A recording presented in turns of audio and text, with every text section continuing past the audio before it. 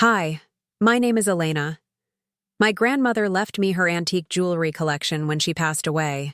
Or so I thought. Because while I was grieving, my parents secretly sold it to pay off my brother's gambling debts. They forged my signature, liquidated, irreplaceable family heirlooms, and told me I was too financially irresponsible to handle such valuable assets. But grandmother knew them better than I did. She left me something else they didn't know about, the deed to their mortgage. And when they realized what they'd overlooked, everything changed. Before we jump back in, tell us where you're tuning in from, and if this story touches you, make sure you're subscribed, because tomorrow I've saved something extra special for you. The rain tapped gently against my windshield as I pulled into my parents' driveway for the first time in months. Their Victorian-style home stood tall against the gray Massachusetts sky, looking exactly as it had since my childhood. The flower beds my grandmother had meticulously designed still lined the walkway, though they seemed less vibrant now, as if they too were mourning her absence. I sat there for a moment, gathering my courage, remembering the countless Sunday dinners and holiday gatherings where grandmother had presided at the head of the table, her silver hair gleaming in the candlelight. I was here to collect her jewelry collection, pieces she'd spent decades acquiring, each with its own story. The Art Deco emerald brooch she'd purchased in Paris on her honeymoon, the pearl earrings gifted by a Japanese diplomat she'd once hosted, the diamond necklace her mother had smuggled out of Vienna before the war. Before she died, she'd squeezed my hand and whispered, "The collection is yours, Elena. You're the only one who truly appreciates its history." When I finally stepped out of the car, the cool autumn air filled my lungs. I adjusted my blazer, the one grandmother had helped me pick out for my first job interview, and walked toward the front door. Something caught my eye as I approached. The antique brass knocker, shaped like a lion's head that had adorned this door for generations, was gone. In its place was a modern, impersonal doorbell with my parents' surname engraved in a font that looked too sleek, too new. It was a small change, but it sent a chill through me that had nothing to do with the weather. Grandmother had salvaged that knocker from her childhood home before it was sold. "Always keep something that reminds you where you came from," she'd told me once. I rang the doorbell, missing the solid feel of the knocker against my knuckles. While waiting, I glanced at the small garden statue of St. Francis that grandmother had positioned near the entrance, another family heirloom, weathered but dignified. It too was gone, replaced by a mass-produced garden gnome that looked jarringly out of place against the historic architecture. My mother opened the door wearing an outfit I didn't recognize, designer clothes that seemed to hang on her frame like she was trying too hard to appear prosperous. Her smile tightened when she saw me. "Elena, darling, you're early." I checked my watch. "Actually, I'm right on time. We agreed on 3 o'clock. She waved her hand dismissively. "Did we? Come in, come in. Your father's in his study." The foyer felt different. The antique console table where grandmother always kept fresh flowers was gone, replaced by something minimalist and cold. The Persian rug that had cushioned my falls as a toddler had vanished, leaving gleaming hardwood that echoed my footsteps accusingly. "Where's grandmother's table?" I asked, unable to stop myself. "Oh, we've been updating a few things," my mother replied without meeting my eyes. This place was becoming a museum. So cluttered. I followed her through to the living room where more changes were evident. The family photos that once lined the mantelpiece had been rearranged, with several missing altogether. I noticed that the photos featuring just grandmother and me, at my graduation, at the beach house in Cape Cod, at her 80th birthday celebration, were conspicuously absent. "Where's Dad?" I asked, scanning the room. "He'll be down shortly. Would you like some tea? I just bought this wonderful new blend." "No, thank you. I'd just like to collect grandmother's jewelry and be on my way. I have a client meeting later." Her expression flickered, something between annoyance and discomfort crossing her features before settling back into a practiced smile. Let's wait for your father. I sat on the edge of the sofa, new, I noticed, in a cream leather that grandmother would have considered impractical, and tried to quiet the unease growing in my stomach. My eyes drifted to the corner where grandmother's secretary desk had stood. It was a Queen Anne piece she'd restored herself, with hidden compartments she'd once shown me with conspiratorial delight. The desk was gone, too. Where's grandmother's desk? I asked, my voice sharper than I intended. My mother's smile remained fixed in place. It was taking up so much space, dear, and it was terribly outdated. It was an antique, a family heirloom. Well, sometimes we have to let go of the past. Footsteps on the stairs announced my father's arrival. He entered wearing a golf sweater I'd never seen, looking somehow both older and more polished than when I'd last seen him at the funeral 3 months ago. "There's my girl," he said with affected warmth, but he didn't move to hug me as he once would have. Instead, he settled into an armchair across from me, creating a carefully measured distance. Preparing and narrating this story took us a lot of time, so if you are enjoying it, subscribe to our channel. It means a lot to us. Now back to the story. "I've come for grandmother's jewelry collection," I said, deciding to dispense with small talk. My parents exchanged a glance that sent alarm bells ringing in my head. "About that," my father began, clearing his throat in the way he always did before delivering unwelcome news. "There's been a change of plans." "What kind of change?" I asked, though some part of me already knew. "The collection has been liquidated," he said, his voice taking on the formal tone he used for business dealings. It made the most financial sense. The room seemed to tilt slightly. "Liquidated? What does that mean exactly?" "Sold, Elena," my mother interjected impatiently. "The jewelry has been sold." I stared at them, waiting for more explanation, but they offered none. My father reached for a folder on the coffee table, another new piece I didn't recognize, and opened it with deliberate slowness. "Your grandmother's estate had some complications," he continued. "There were outstanding debts and tax obligations that needed immediate attention." "What debts?" Grandmother was meticulous about her finances. "There were hidden liabilities we only discovered after her passing," my mother added. "These things happen with elderly people. They lose track." I felt heat rising in my chest. "Grandmother didn't lose track of anything. Her mind was sharper than either of yours until the day she died." My father's expression hardened. Regardless, as executors of her estate, we had to make some difficult decisions. The jewelry collection was the most liquid asset available. "But she left it to me," I said, my voice barely above a whisper. "She told me so." "Verbal promises don't hold legal weight, Elena. You know that with your background." "My law degree." He was throwing it back at me like a weapon. "I want to see the will," I demanded. Another exchanged glance between them. "Of course," my father said, too readily. He slid a document across the table.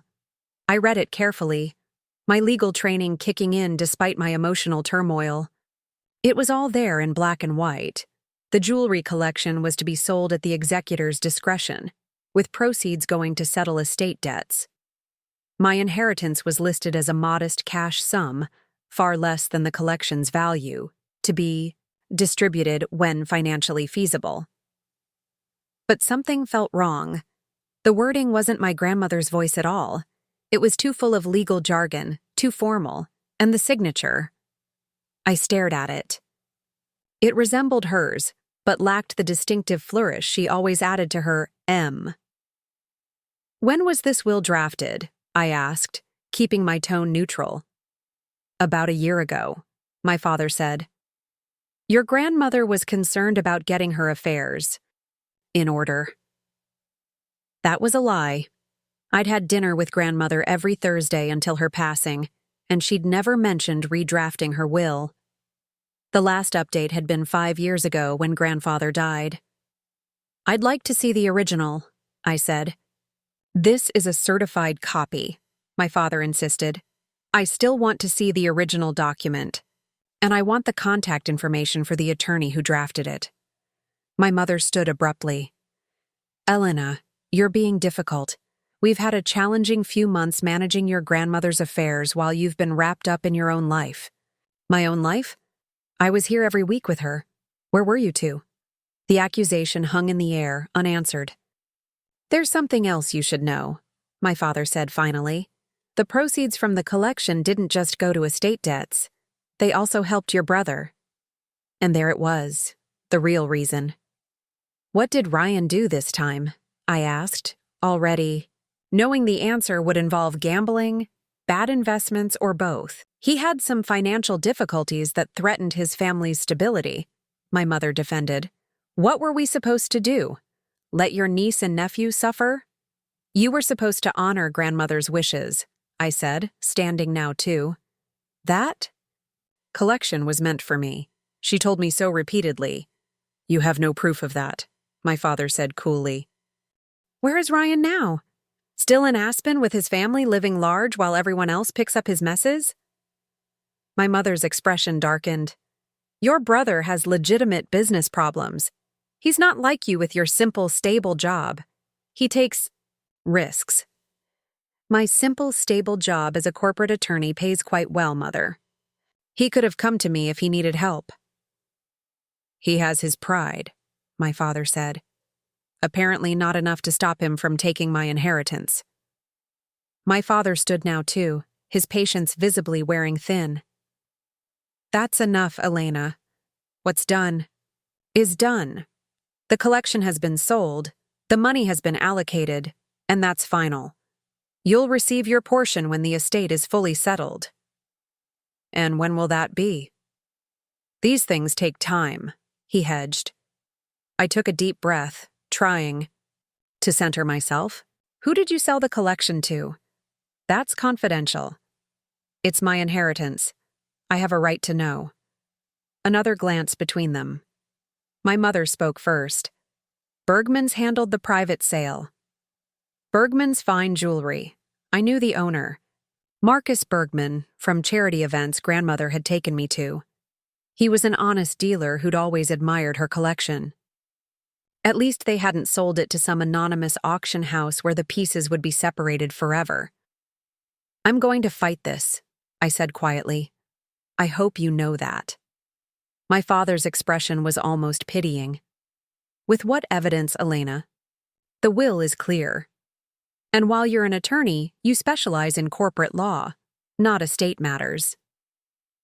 "I have colleagues who will tell you the same thing I'm telling you now. This is legally sound. Perhaps your grandmother told you what you wanted to hear, but legally, her written will is what matters."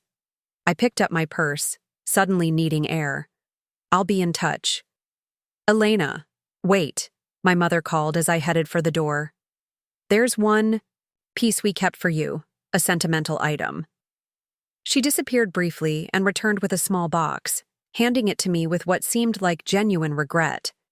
Inside was grandmother's modest opal ring, pretty, but one of the least valuable pieces in her collection. "She always said you admired this one," my mother offered. I closed the box without comment and slipped it into my purse. The ring had indeed been special to me, but not because of its monetary value. It was the first piece grandmother had ever shown me when I was a little girl, explaining how opals captured all the colors of the rainbow if you looked at them in the right light. "Like people," she'd said, "they contain multitudes if you take the time to really see them." As I walked to my car, raindrops mingling with the tears I could no longer hold back, I slipped my hand into my coat pocket and felt the small key I'd carried since the funeral. Grandmother had pressed it into my hand during one of our last visits, when my parents had stepped out of the room. "For the safe deposit box," she'd whispered. "When the time is right, you'll know." I had almost forgotten about it in the fog of grief that followed her passing. But now, with the sting of betrayal fresh in my mind, I remembered. Grandmother had always been 3 steps ahead of everyone else. She'd anticipated this somehow. I started my car and pulled away from the house that no longer felt like home, direction clear in my mind for the first time in months. It was time to visit the bank. The Massachusetts Trust Bank was housed in a dignified stone building in downtown Boston, its interior a study in understated wealth, marble floors, mahogany counters, discreet security. I'd been here with grandmother several times over the years, but never to the safe deposit vault. As I approached the service desk, I felt like I was stepping onto a stage I hadn't rehearsed for. "I need to access a safe deposit box," I told the attendant, a middle-aged woman with perfectly coiffed hair. It belonged to Marguerite Harrington. Her expression softened at the name. "Mrs. Harrington, such a lovely lady. We were all so sorry to hear of her passing." "Thank you," I said, surprised by the genuine emotion in her voice. "You'll need the key and some identification, and we'll need to verify you're authorized to access the box." I produced my driver's license and the small brass key from my pocket. "I'm her granddaughter, Elena Harrington." She typed something into her computer, and I held my breath, half expecting to be told my name wasn't on the access list. Instead, she nodded. "Yes, here you are, the primary authorized user, in fact." She looked up with a smile. "Mrs. Harrington updated the access permissions about 6 months ago. She removed her son and daughter-in-law and made you the sole authorized person besides herself." A small victory that felt enormous. Grandmother had known something was coming. She'd taken steps to protect whatever was in that box from my parents. I followed the attendant through a secure door and into a room lined with metal boxes of various sizes. She used her master key along with mine to open a medium-sized box, then discreetly withdrew to give me privacy. Inside, I found several items, neatly arranged.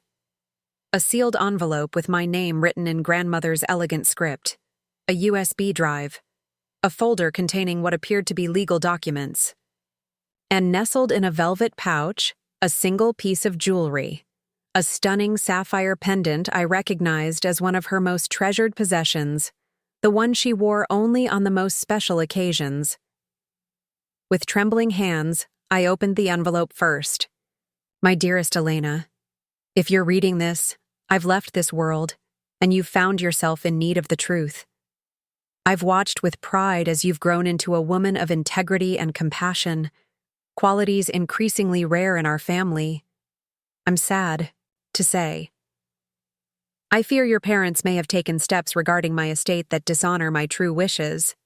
They've become increasingly concerned with appearances and financial status in recent years, particularly as your brother's business ventures have repeatedly failed.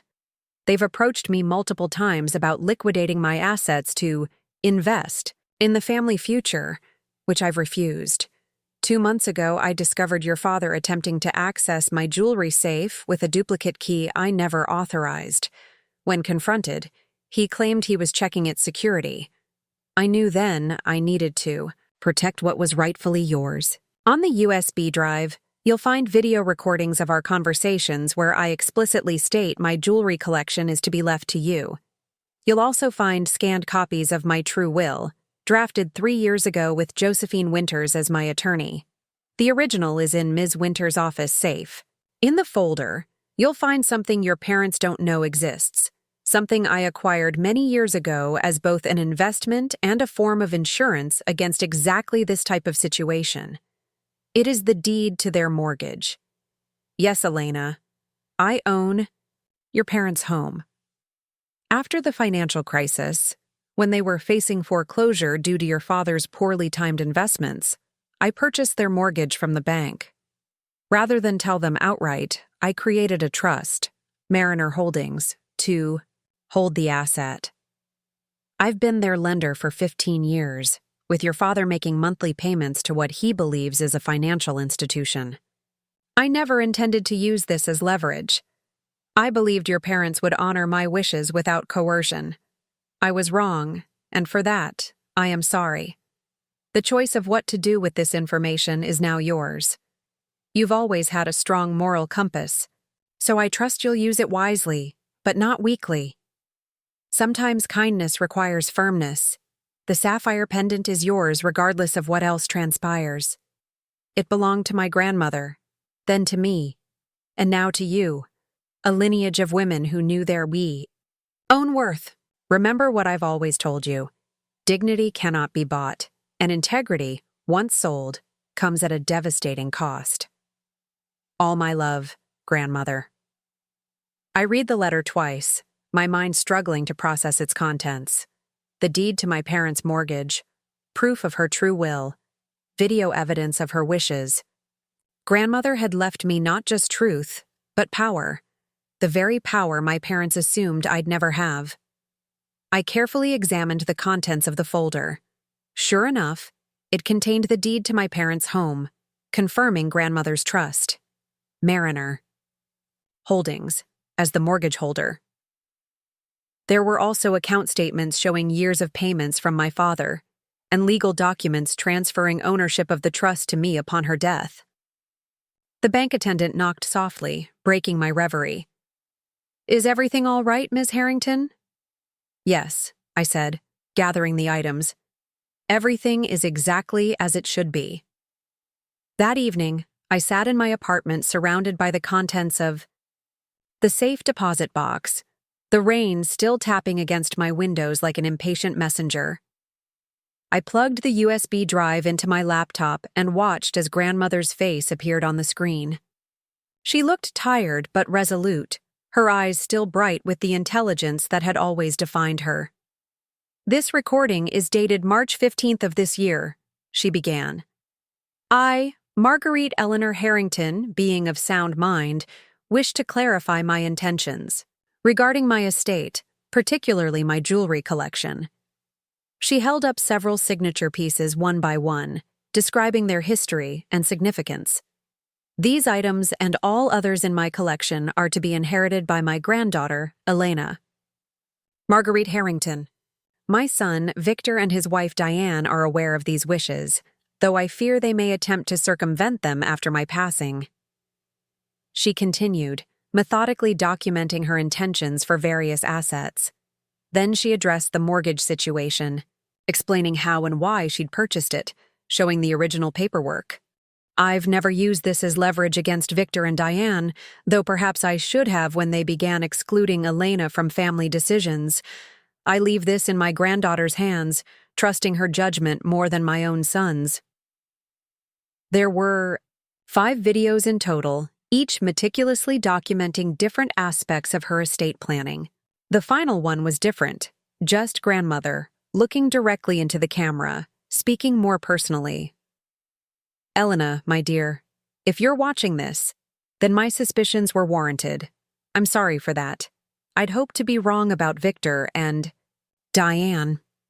They weren't always so focused on status and appearance. Your father once had principles he valued above money. Perhaps he still does, buried beneath years of keeping up with the Joneses and bailing out your brother." She sighed, showing her age in a way she rarely allowed when alive. "Don't be consumed by anger, Elena. Use the tools I've given you to right this wrong, but then let go of the resentment. It will only poison you. Remember what matters, not the monetary value of what was taken, but the histories and stories attached to each piece. Those are still yours, even if the physical items are gone." Her eyes, so like my own, seemed to look right through the screen and into my soul. "And Elena? Sometimes people need to face consequences before they can rediscover their better selves. Your parents may be angry when you reveal what you know. Let them be. Sometimes anger precedes awakening." The video ended, and I sat in silence, absorbing her words. Grandmother had always seen more clearly than anyone else in our family. She'd recognized the changes in my parents long before I had admitted them to myself.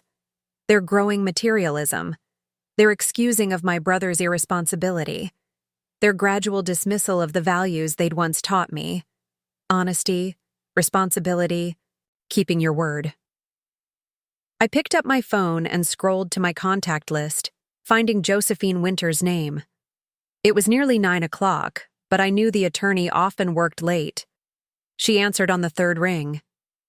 "Elena," she said, her voice warm, with recognition. "I've been expecting your call." "You have?"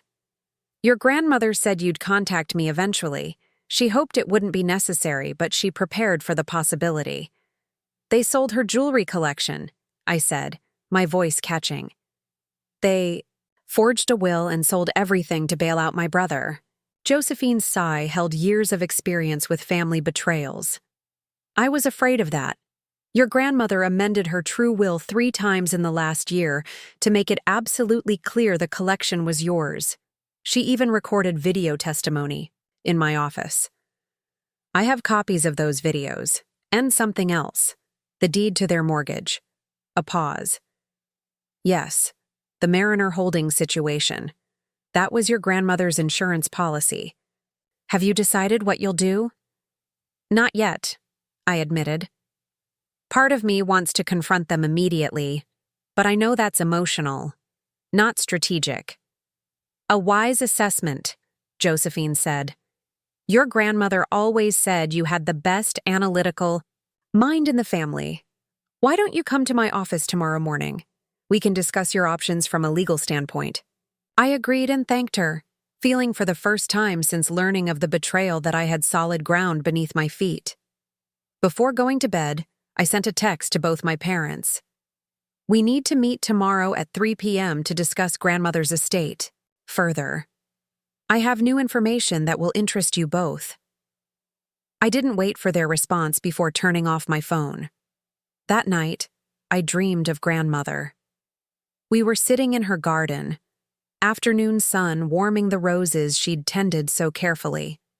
"Remember, Elena," she said in the dream, her hands gently polishing her sapphire pendant. "Sometimes what looks like an ending is actually a restoration. The truth may tarnish, but it never truly fades." I woke feeling more centered than I had in months, the sapphire pendant clutched in my hand like a talisman. Today wouldn't be about revenge. It would be about restoration, of truth, of justice, and perhaps, eventually, of family. The morning dawned clear after the previous days. Rain, as if the weather itself was acknowledging a turning point. I dressed with particular care for my meeting with Josephine Winters, a charcoal gray suit grandmother had admired, paired with the sapphire pendant. Professional, but with a touch of the history I was fighting to honor. Josephine's office was in a converted townhouse in Beacon Hill, its interior sophisticated but welcoming, much like Josephine herself.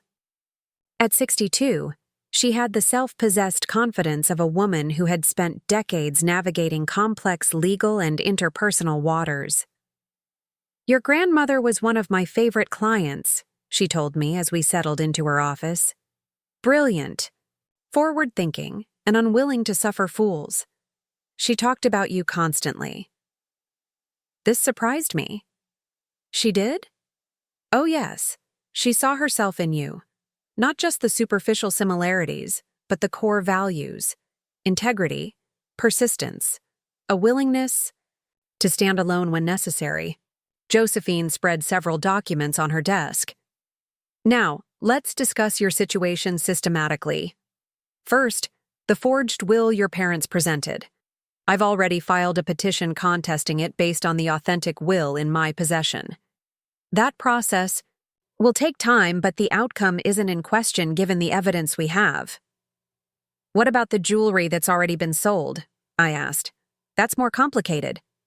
"We can pursue the return of items from buyers who purchased in bad faith, meaning they knew or should have known the sale was improper.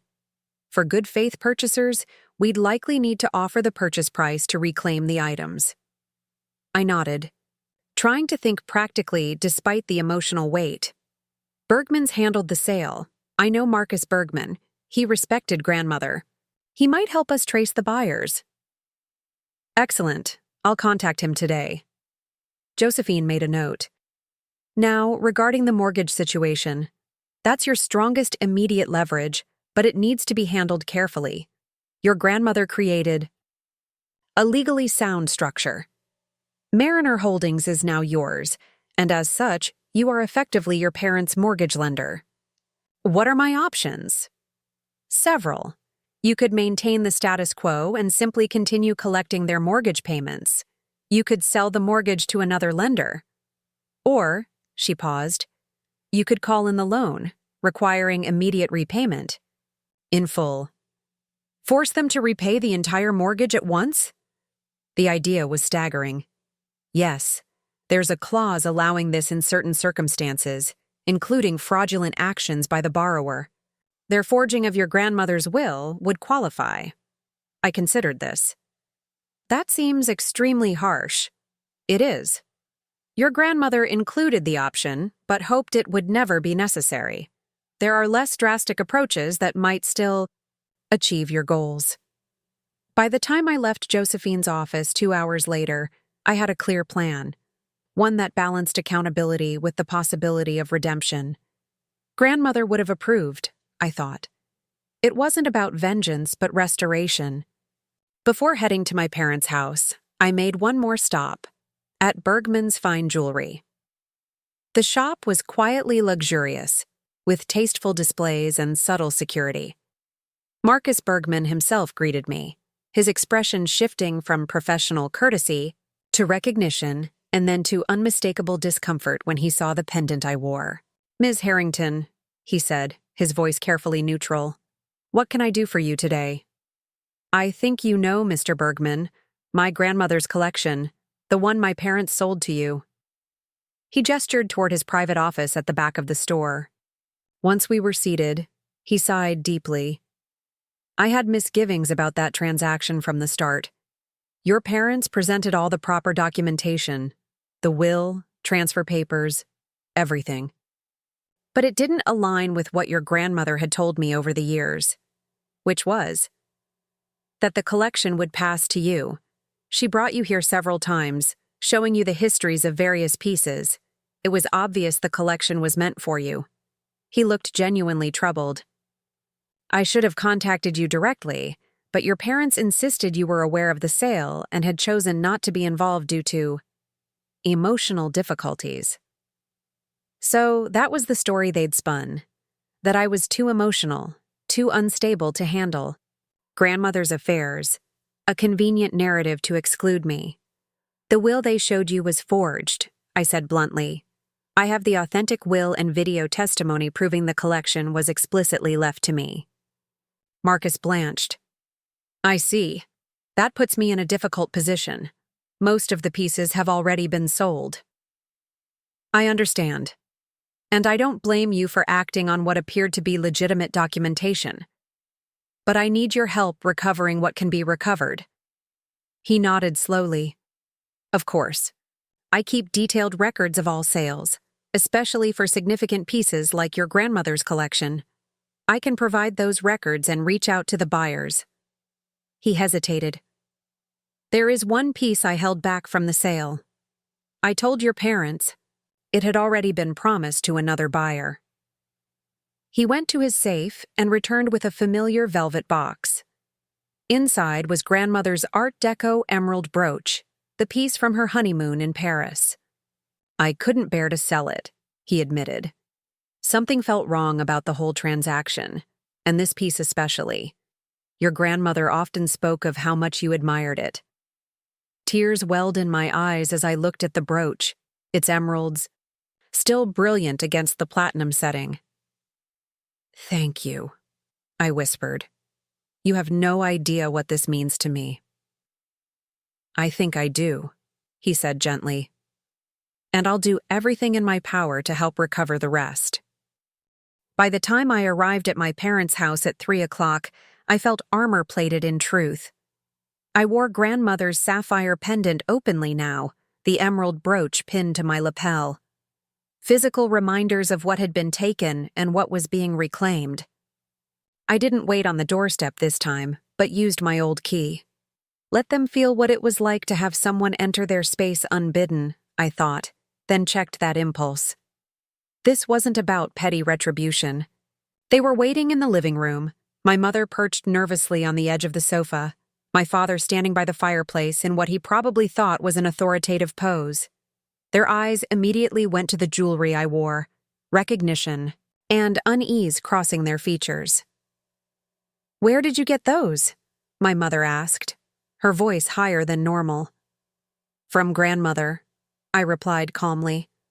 The sapphire was in her safe deposit box, left specifically for me. The emerald was rescued. "From your liquidation scheme by someone with a conscience. Marcus Bergman sends his regards." My father's face hardened. "You've been making accusations to our associates? That's completely inappropriate." "No more inappropriate than forging grandmother's will and selling my inheritance," I countered, settling into an armchair. "We're past the point of maintaining appearances, don't you think?" "Elena, you're clearly upset," my mother began. "I'm not upset, Mother. I'm informed." I opened my briefcase and removed a folder. "I have the authentic will, written and notarized 3 years ago, leaving grandmother's jewelry collection explicitly to me." I laid it on the coffee table. Next came printed stills from the video testimony. I also have video recordings of grandmother clearly stating her intentions. "The jewelry was mine, not yours to sell, not yours to use to bail out Ryan's gambling debts." My father's face flushed red. "Your brother had legitimate business difficulties." "Stop lying," I interrupted, my voice level but firm. "I've seen the bank records. Ryan lost over $200,000 at the Bellagio last quarter. That's not business, that's addiction. And you enabled it by stealing my inheritance to cover his losses." My mother's composure cracked slightly. "You don't understand. His wife was threatening to leave him, to take the children. We had to do something." "You had options that didn't involve theft and forgery," I replied. "You could have gotten him actual help for his gambling. You could have come to me, his sister, a family member with both the financial means and legal knowledge to assist. Instead, you chose deception." "We did what we thought was best," my father insisted, but his voice lacked conviction. "Best? For whom? Not for grandmother, whose explicit wishes you disregarded. Not for me, from whom you stole. Not even for Ryan, whose destructive behavior you've enabled for years." I placed the final document on the table. "There's one more thing grandmother left for me, something you didn't know existed."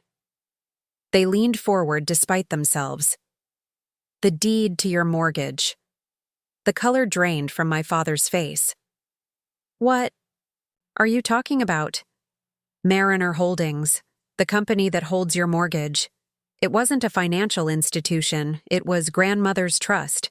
She purchased your mortgage 15 years ago during the financial crisis when you were facing foreclosure. She's been your lender all this time." My mother's hand flew to her throat. "That's impossible." "It's entirely possible, and it's fact. Here's the documentation." I laid out the mortgage deed and account statements. "And upon her death, ownership of Mariner Holdings transferred to me." The silence that followed was absolute. My father stared at the papers, recognition and disbelief warring in his expression. "So you see," I continued calmly, "I now hold the mortgage to this house. I can maintain the current arrangement, sell it to another lender, or, under certain circumstances, such as borrower fraud, I can call in the loan in full, requiring immediate repayment." "You wouldn't," my father whispered, but it wasn't defiance. It was fear. "Actually, I legally could, but that's not why I'm here." I stood and walked to the mantelpiece, looking at the family photos they'd chosen to keep displayed. Grandmother didn't leave me these tools to destroy you. She left them to right a wrong, to restore balance and truth to our family. I turned back to face them. "Here's what's going to happen. First, you're going to contact every buyer who purchased pieces from grandmother's collection and explain that the sale was conducted without proper authorization. Josephine Winters will oversee this process to ensure compliance." They didn't protest. merely listened with the stunned attention of people watching their carefully constructed reality crumble. Second, Ryan will enter a treatment program for his gambling addiction, a legitimate one, not some luxury resort with minimal oversight. Until he completes the program and demonstrates 6 months of recovery, his portion of grandmother's estate will be held in trust. My father found his voice. You can't dictate terms about Ryan. He's a grown man. I'm not dictating to Ryan. I'm dictating to you. What he chooses to do is his decision, but your financial support of his destructive choices ends now. And the mortgage? My mother asked quietly. I'm not calling it in. I'm not even changing the terms. You'll continue making the same payments you always have. The only difference is you'll know who holds the note. Why? My father asked, genuine confusion in his voice. Why wouldn't you use that leverage after what we did? Because this isn't about punishment. It's about restoration.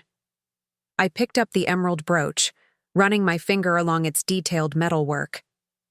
These pieces aren't just valuable objects. They're vessels of memory and legacy. Each one has a story, connections to our family history that can't be measured in dollars. I looked directly at them both. I want those stories back. Not just for me, but for all. I want those stories back. Not just for me, but for all of us. Even you two. My parents remained silent, the weight of their actions hanging in the air between us. My mother's perfectly manicured nails tapped nervously against her teacup while my father stared at the mortgage documents as if they might vanish if he looked away. We didn't think, my mother began, then stopped, seemingly unable to complete the thought. That's the problem, I said quietly. You didn't think about what grandmother wanted. You didn't think about what these pieces meant beyond their monetary value. You didn't think I would find out or stand up for myself. I gathered my documents and returned them to my briefcase, leaving only the contact information for Josephine. Winter's on the table. Call her tomorrow to begin the recovery process. She's expecting to hear from you. As I turned to leave, my father's voice stopped me. Elena. His tone had changed, the corporate authority replaced by something more vulnerable. Your brother. He's in deeper trouble than you know. I paused at the doorway. That doesn't surprise me, but it doesn't change what needs to happen. Will you help him? My mother asked. Not financially, but you've always been the strong one. The irony wasn't lost on me. You mean the same strength you dismissed as stubbornness? The same stability you characterized as lacking ambition? She at least had the grace to look ashamed. I'll speak with Ryan, I conceded, but only if he's ready to hear the truth. I won't enable him the way you have. With that, I left, the weight on my shoulders somehow lighter despite the confrontation. The rain had stopped, and weak afternoon sunlight broke through the clouds as I walked to my car. For the first time since grandmother's passing, I felt like I could breathe fully. That evening, I sat in my apartment staring at my phone, gathering courage for the next difficult conversation. Finally, I dialed my brother's number, unsure if he'd even answer. To my surprise, he picked up on the second ring. Elena? His voice sounded rough, either from lack of sleep or too much alcohol. Possibly both. If you're calling about Mom and Dad, I'm calling about you, Ryan, I interrupted. And about grandmother's jewelry. A long pause followed. They told you. Not willingly, but yes, I know everything. The gambling debts, the bailout using my inheritance, all of it. He didn't deny it, which was something at least. It wasn't supposed to happen that way, he said finally. I just needed enough to cover the immediate debts. The rest was Mom and Dad's idea. Which part? The forged will or selling off our family history to the highest bidder? Both, I guess. His voice sounded hollow. I didn't know about the forgery until after, but I didn't stop it either.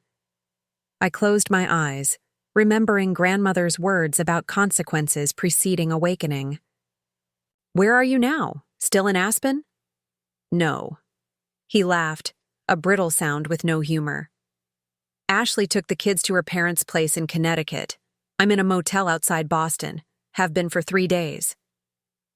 That explained why my parents had been so quick to mention his family's stability. They weren't just covering his gambling, they were trying to prevent his marriage from collapsing.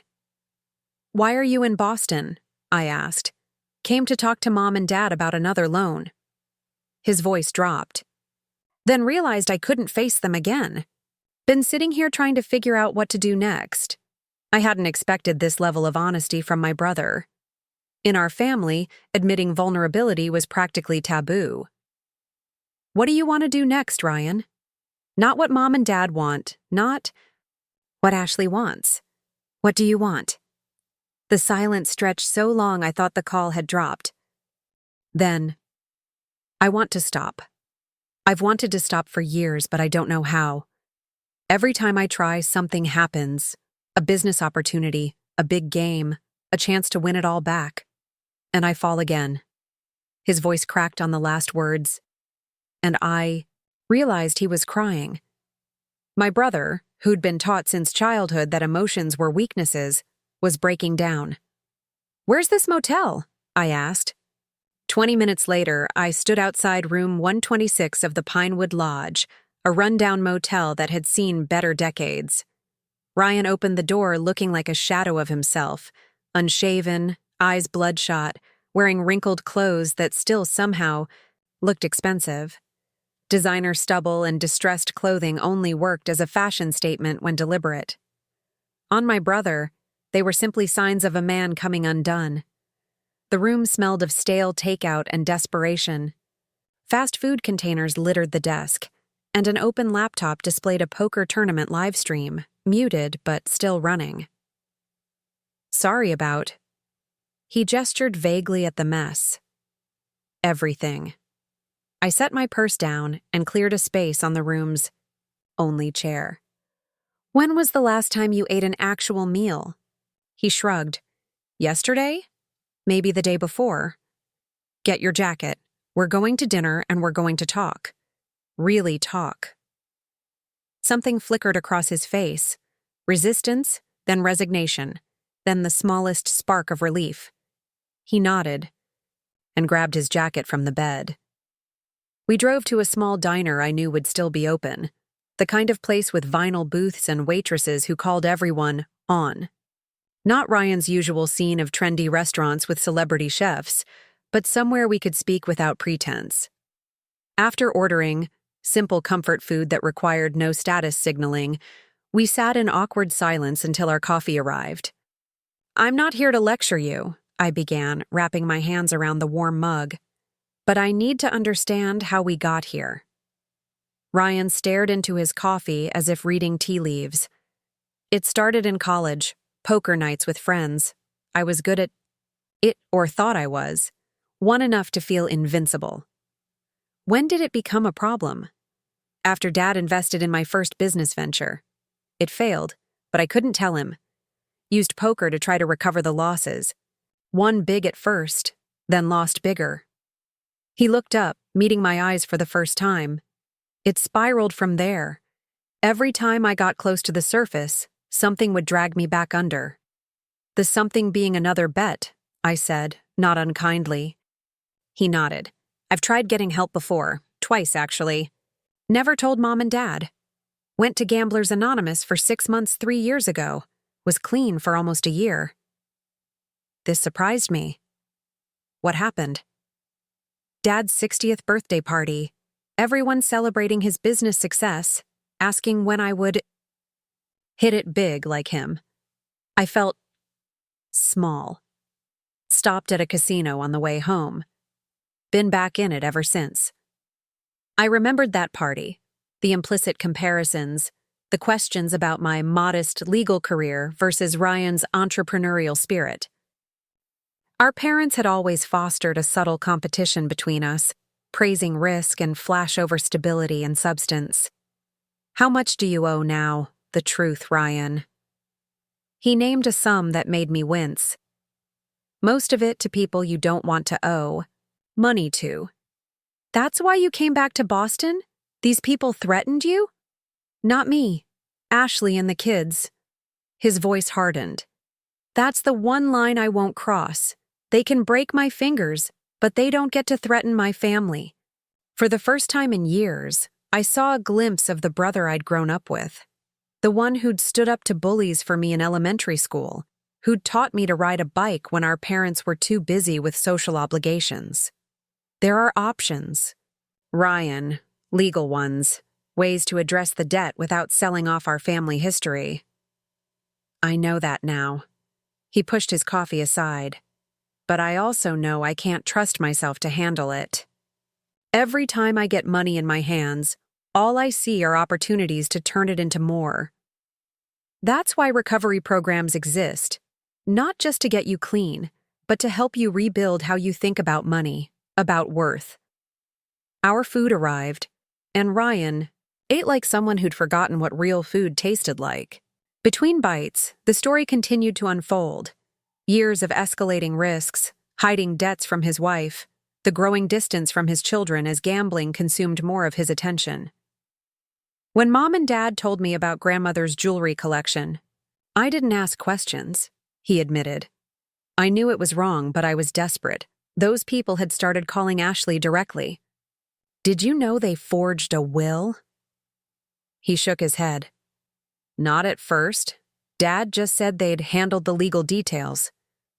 It was only later, when Mom let something slip about signatures, that I figured it out. And you said nothing. By then it was done. The collection was sold, my debts were paid, and I told myself everyone was better off. He set down his fork. I've been lying to myself for so long, Elena. I don't even know where the truth begins anymore. The vulnerability in his voice reached something deep inside me. Not just sympathy, but recognition. We'd both been shaped by the same family dynamics, just in different directions. While I'd become rigidly self-sufficient, he'd sought validation through increasingly desperate risks. The truth begins with what you do next, I said finally. Not what you've done or what's been done to you. What can I do? Ashley's gone. My business is a shell, and I owe more than I can ever repay legitimately. You start by getting help, real help, not a quick fix, and you face the consequences of your actions without expecting others to shield you from them. Like losing. My family? His voice cracked again. Maybe, or maybe not. I reached across the table and took his hand, something I hadn't done since we were children. Ashley loved you enough to marry you. Your children need their father. But they need a father who's present and honest, not chasing the next big win. I don't know if I can be that person. You don't have to know right now. You just have to be willing to try. I squeezed his hand. One day at a time, isn't that what they say? A ghost of a smile crossed his face. Something like that. We finished our meal in a silence that felt, if not comfortable, at least not hostile. As we drove back to his motel, I outlined what would happen next. A treatment program Josephine had recommended, financial arrangements to address his debts legally, and the conditions under which he could access his portion of Grandmother's estate. You're not giving me a choice, he observed as we pulled into the motel parking lot. I'm giving you the only choice that matters. Get help and rebuild your life, or continue down this path alone. Mom and Dad won't be able to rescue you anymore. Because you control the mortgage, he said, a note of bitterness creeping in. Because I won't participate in enabling behavior that's destroying you and hurting everyone around you. I turned to face him directly. This isn't punishment, Ryan. It's the first honest chance you've had in years. He was quiet for a long moment, then nodded slowly. When does this program start? Tomorrow. I'll pick you up at 9. As he got out of the car, he hesitated, then leaned back in. Why are you doing this? After what we did to you, why help me at all? I thought of Grandmother's letter, her wisdom about restoration rather than revenge. Because we're family, the real kind, not the kind that lies and steals from each other to maintain appearances. And real family shows up, even when it's hard. Especially when it's hard. I don't deserve it, he said quietly. It's not about deserving. It's about becoming the people we're capable of being. I smiled slightly. Grandmother always said we're both stubborn enough to be extraordinary. Let's prove her right. A ghost of his old grin appeared. She did say that, didn't she? Usually. Right before grounding us for something. Usually right before teaching us something important, I corrected.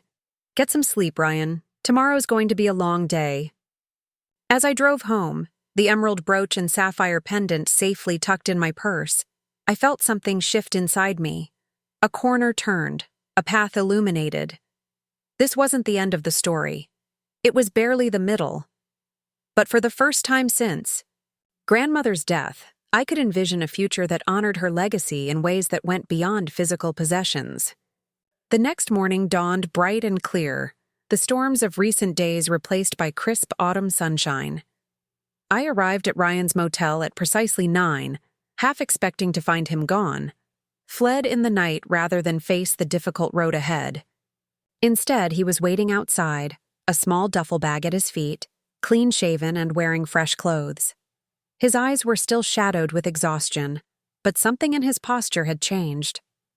The perpetual slouch of someone trying to disappear had been replaced by the straight shoulders of someone ready to stand and be counted.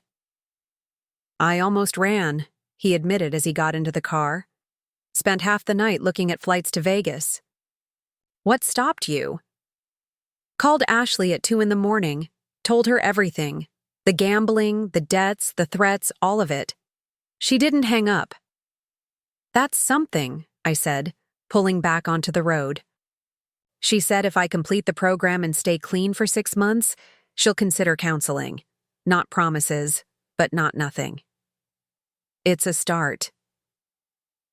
We drove in companionable silence for a while, the morning traffic thinning as we left the city behind. The treatment center was in rural western Massachusetts, far from the temptations of urban life. Did you know, Ryan said suddenly, that Grandmother once caught me stealing from her purse? I was 17, needed money for a poker game with the seniors. She found me with her wallet in my hands. I glanced over, surprised. I never knew that. What did she do? Not what you'd expect. She didn't yell or threaten to tell Mom and Dad. She just sat me down and asked why money meant so much to me that I'd betray someone who loved me. What did you say? I gave her some teenage bullshit about needing to be my own person, prove myself. He shook his head. She saw right through it. Told me, money is just a tool, Ryan. It builds or it destroys, depending on who's wielding it. But it's never a measure of your worth. The words resonated, sounding exactly like Grandmother's. Quiet wisdom. She made me work it off, he continued. Not by doing chores or odd jobs, but by researching our family history. For every hour I spent documenting where we came from, she forgave $1 of what I'd tried to take. Did you finish?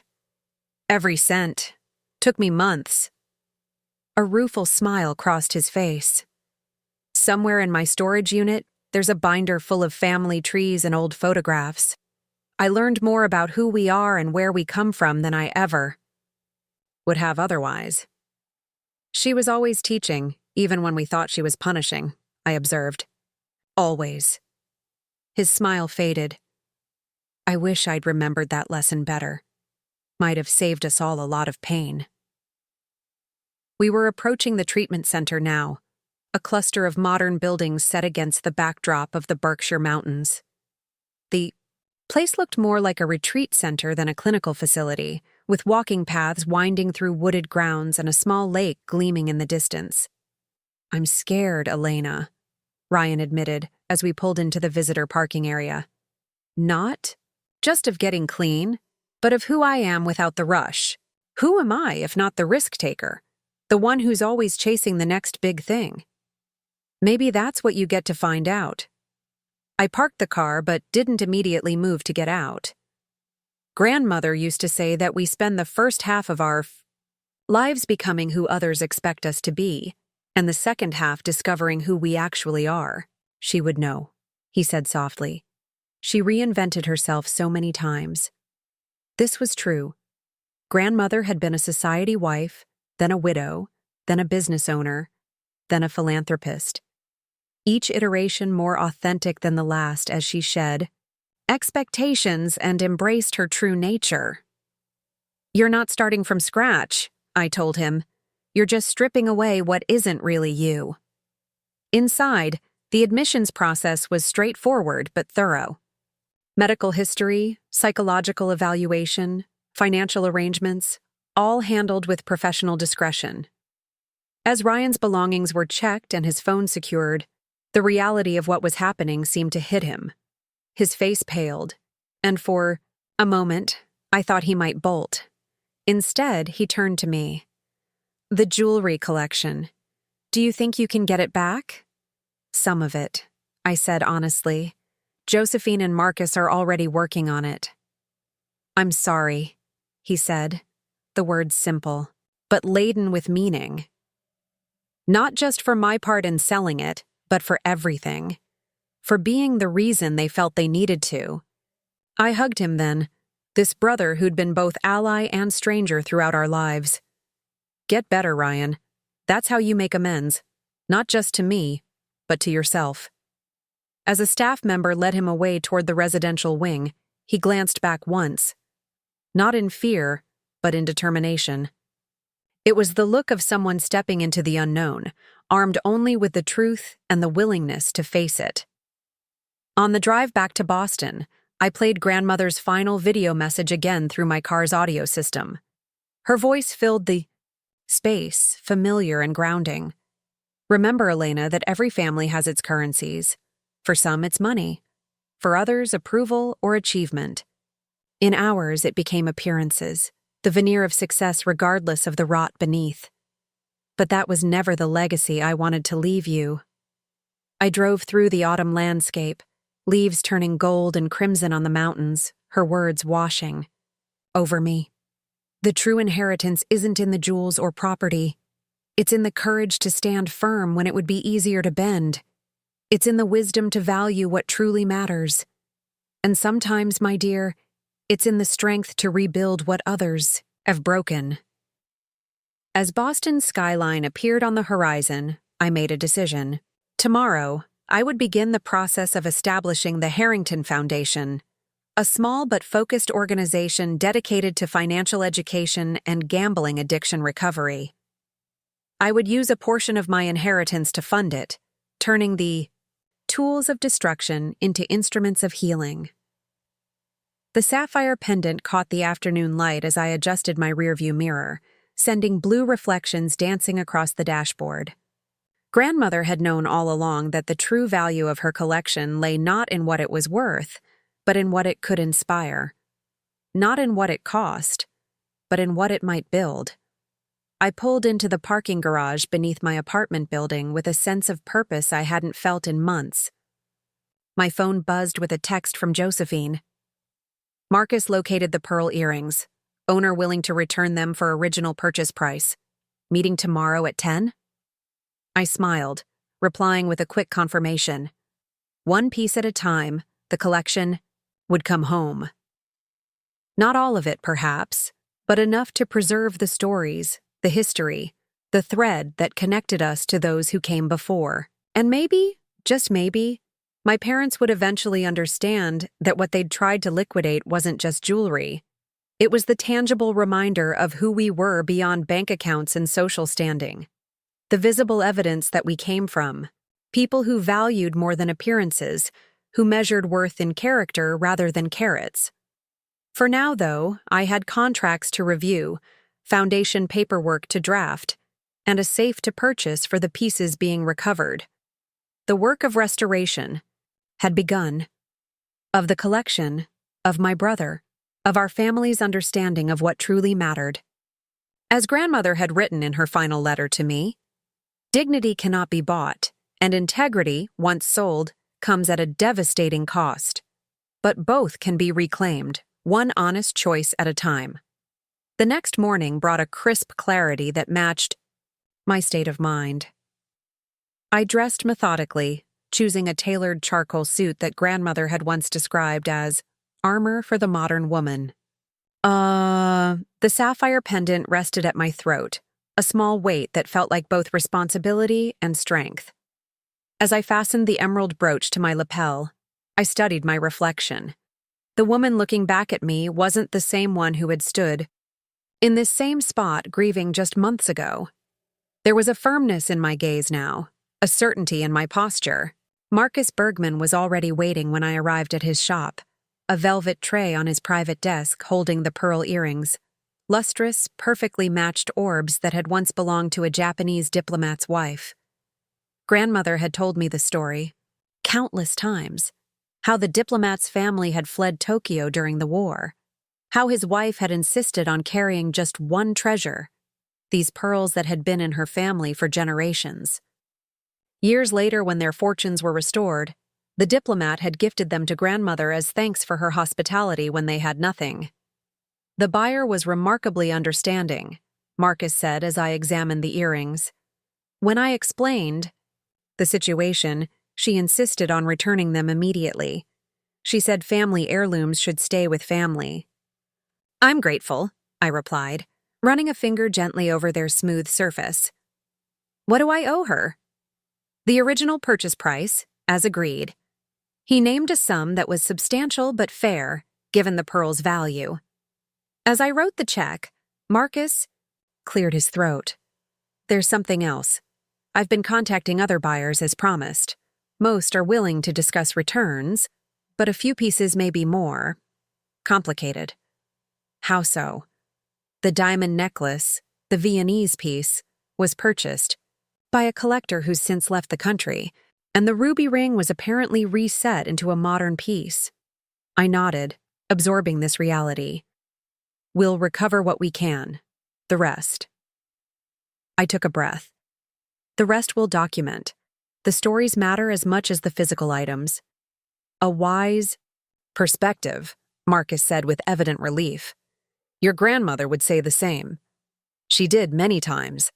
I carefully placed the pearl earrings in their velvet pouch. Have my parents contacted you? His expression tightened slightly. Your father called yesterday. He wanted to know if I'd spoken with you and what pieces might be recoverable. And what did you tell him? The truth, that I'm working with you to rectify a situation that should never have happened. He hesitated. He seemed different, less commanding, more contemplative. This surprised me. My father rarely showed uncertainty, especially to business associates. Perhaps the revelation about the mortgage had affected him more deeply than I'd anticipated. From Marcus's shop, I drove directly to Josephine's office for our scheduled meeting about the Harrington Foundation. The concept had expanded overnight, taking clearer shape in my mind. Not just a financial entity, but a living legacy that would transform what had been taken and turn it into something given. Josephine greeted me with a warm handshake and an approving nod at the pearl earrings I now wore. Recovery is underway, I see. One piece at a time, I confirmed, though some may be lost permanently. Focus on what can be saved, she advised, gesturing me to sit. Now, about this foundation idea. I've drafted the initial paperwork based on our conversation yesterday. She spread several documents on her desk. A charitable foundation focusing on financial education and gambling addiction recovery, initially funded by your inheritance. The structure allows for future growth through additional donations and grants. I reviewed the paperwork carefully, noting how Josephine had captured exactly what I'd envisioned. An organization small enough to be personally managed, but structured for potential expansion. There's a separate matter we should discuss, Josephine said once I'd signed the preliminary documents. Your brother's creditors. My stomach tightened. The less reputable ones, you mean? Yes. While the treatment facility provides security, We should address these outstanding debts to ensure your brother's safety when he completes the program. What do you suggest? I won't pay off his gambling debts. That would just enable the cycle to continue. Josephine nodded approvingly. Absolutely right. Instead, I've drafted a debt consolidation plan. We create a legitimate financial arrangement where Ryan gradually repays what he owes through a structured program managed by the foundation. His creditors get paid eventually, but through proper channels that don't permit direct contact with him. They'd agree to that? With the right encouragement. A small smile curved her lips. I have contacts who specialize in explaining to such individuals why legitimate arrangements are in everyone's best interest. I raised an eyebrow. Do I want to know more about these contacts? Probably not. Just know they operate entirely within legal boundaries while being persuasive to those who typically operate outside them. Sometimes grandmother's foresight in connecting me with Josephine seemed almost supernatural. The attorney's combination of impeccable ethics and pragmatic worldliness was exactly what this situation required. As we finalized the plans, my phone buzzed with a text from an unexpected source. My father. Need to speak with you. Important. Dinner tonight at home? 7 p.m. I showed the message to Josephine, who studied it thoughtfully. Are you comfortable meeting with them alone? I think so. Whatever they want to discuss, I doubt it's anything I can't handle now. Very well. But call me after if you need to debrief. She squeezed my hand briefly.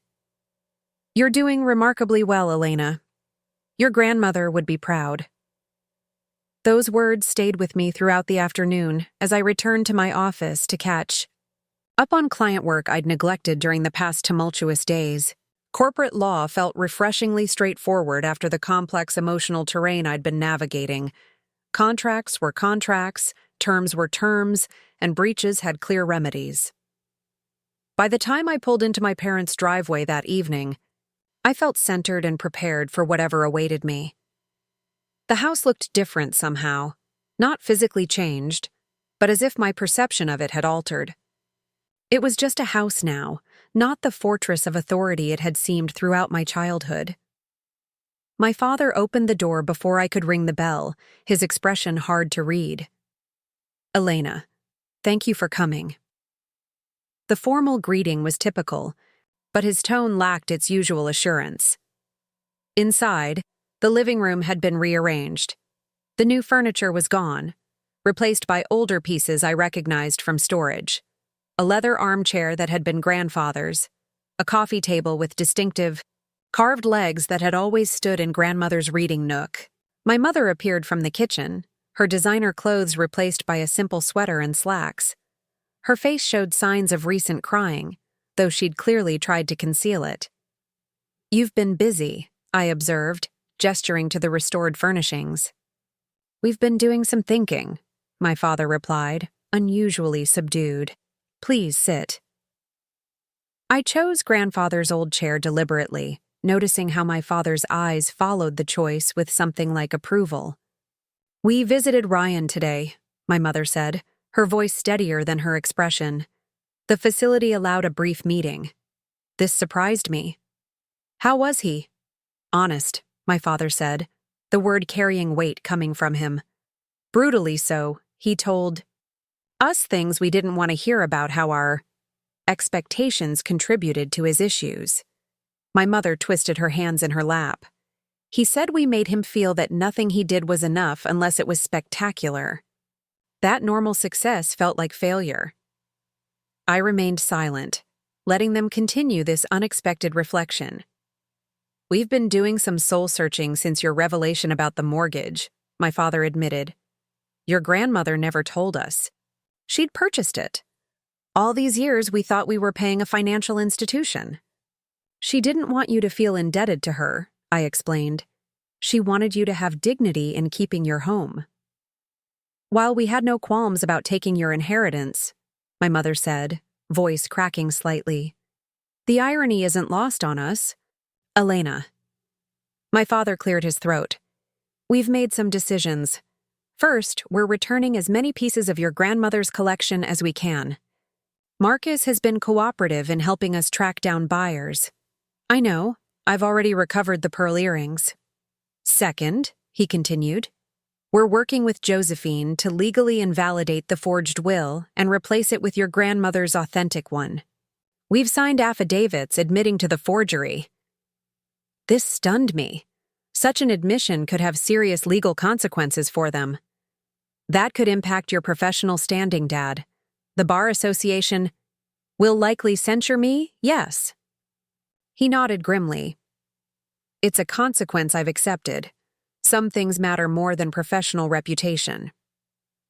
My mother reached for a folder on the side table. We also found these in the attic yesterday. We thought you should have them. Inside were photographs I'd never seen. Grandmother as a young woman standing proudly outside a small shop. The first business she'd owned after grandfather's early business failure had forced them to start over. These were in an album labeled Fresh Starts, my mother explained. There are dozens more, every time our family faced hardship and rebuilt. I flipped through the images, seeing my family's history in a new light. The setbacks and recoveries, the losses and renewals that had shaped us long before I was born. Your grandmother believed in second chances, my father said quietly. She gave me one when my first business venture failed. She believed people could learn and grow from mistakes, even terrible ones.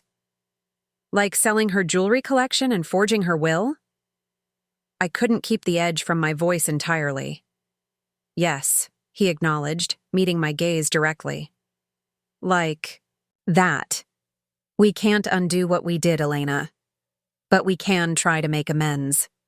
My mother leaned forward. We've also decided to contribute to Ryan's recovery in a more constructive way. Rather than enabling his gambling, we're establishing a trust that will help support his family while he gets treatment. Ashley has agreed to counseling. That's good, I said cautiously, still wary of this apparent transformation. But why the sudden change? Is it just because you discovered I hold your mortgage? My father winced at the directness of the question. I won't pretend that wasn't a wake-up call, it was. But it was more the realization that your grandmother had protected us without our knowledge for 15 years, while we betrayed her wishes the moment she was gone. There's something else, my mother added, her voice softer now.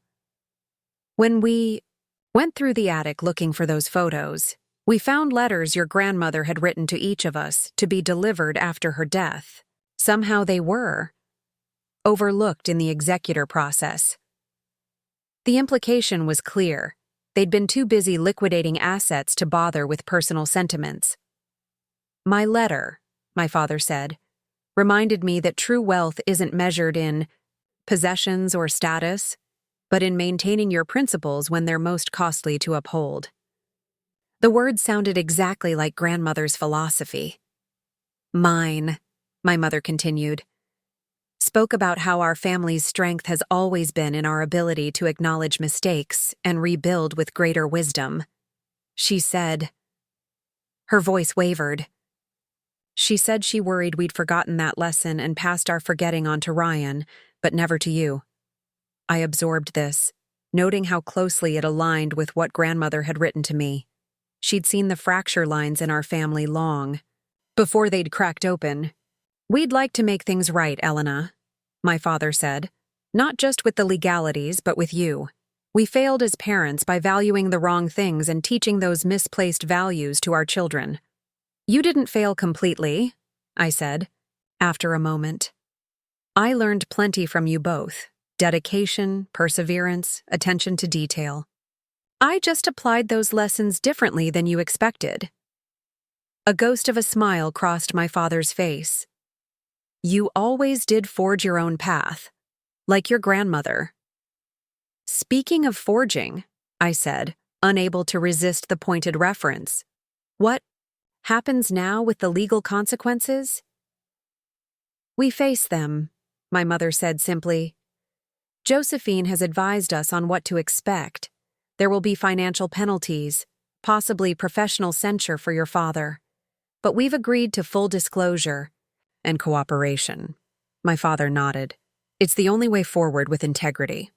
The word sounded strange coming from him, not because he'd never valued integrity, but because he'd gradually redefined it over the years to accommodate expedience and appearance. There's one more thing, my mother said, reaching for another envelope. This was with the photographs. It's addressed to all three of us, you, me, and your father. We haven't opened it. The envelope was sealed with grandmother's distinctive wax stamp, an old-fashioned touch she'd maintained in an age of self-adhesive stationery. My name was written first, then my parents', in her flowing script. Should we read it now? I asked. My father nodded. I think that's why we're all here. I broke the seal carefully and unfolded a single sheet of grandmother's personal stationery. My dear ones, if you're reading this together, then something has gone terribly wrong, but also wonderfully right. Wrong, because the only scenario I can imagine where you'd find this letter is one where my wishes were initially disregarded. Right, because you're now together, attempting to mend what was broken. Our family has weathered many storms over generations: financial ruin, wars, illness, betrayal. What has carried us through isn't wealth or status, but the ability to face our worst moments with honesty and our best moments with humility. Victor and Diane, you've spent too many years teaching your children that worth comes from external validation. It was never true, though I understand how you came to believe it after the hardships you faced early in your marriage. Remember who you were before fear of inadequacy drove your decisions. Elena, your strength has always been clarity, seeing situations and people as they truly are, not as you wish them to be. But strength without compassion becomes brittle. Remember that people can change when given reason and opportunity. The jewelry collection that has caused such strife was never meant to be simply an inheritance. It was a repository of stories, a physical reminder that our family's legacy isn't in possessions, but in perseverance. Each piece tells the story of survival, adaptation, and renewal. Whatever has transpired, remember this: family isn't defined by perfection, but by the willingness to acknowledge harm and commit to healing. The measure of our character isn't in never falling, but in how we rise after the fall. With enduring love and the wisdom of hindsight, Marguerite's silence filled the room as we absorbed her words. My mother wiped tears from her cheeks, not bothering to hide them now. My father stared at the letter, his expression a complex mixture of shame and relief. She knew, he said finally. She knew what might happen and still chose to believe we could find our way back. Grandmother always played the long game, I said, remembering how she'd approach situations strategically, with patience for human frailty, but firm boundaries against exploitation.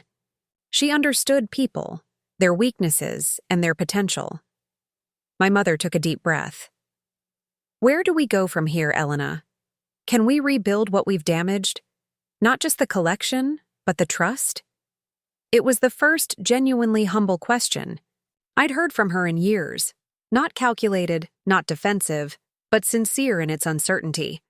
I think grandmother answered that for us, I replied, tapping the letter. We acknowledge the harm and commit to healing, not because it's easy, but because it's necessary. My father nodded slowly.